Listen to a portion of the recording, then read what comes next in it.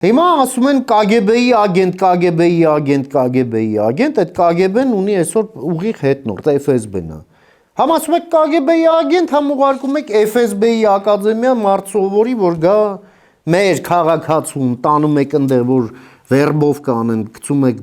թշնամու որջը, որ հետո գա մեզ ծառայի, բա լավ խելքը որտեղ է։ Հիմա ես չեմ հասկանում, այն որ ասում են, չէ, Տեր հայր կամ խաչդ հանի կամ անդրավարտիքդ բարձրացրու, էլի։ Մենք հասկանանք ինչն է հիմա այդ KGB-ն լավ է, թե KGB-ն վատ է։ Բայց հիմնավորելով, էլի, որտեվ լավն էլ պետք է պատասխան ունենա, թե ինչու, վատն էլ, հա։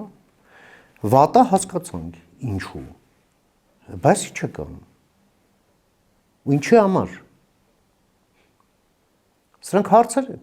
Իսկ այդ հայտարարությունները, քանի որ KGB-ից խոսեցիք, ինչ եք կարծում, այդ հայտարարությունները ծանրակշիռ նաև ապացույցներ կան դրանց համար եւ վարչապետը օրինակ խոսում է նույն Եզրաս Ներսիսյանի մասին եւ այլ հոգեվորականների մասին։ KGB-ից խոսեցիք, անդրադառնանք այս հարցին էլ։ Պուտինը այսքան ժամանակ պատահական մարդու է մեդալ տալի։ Շուտ արժանինքների համար, չէ՞, Պուտինի համար ինչ արժանինքներ կարող են լինել։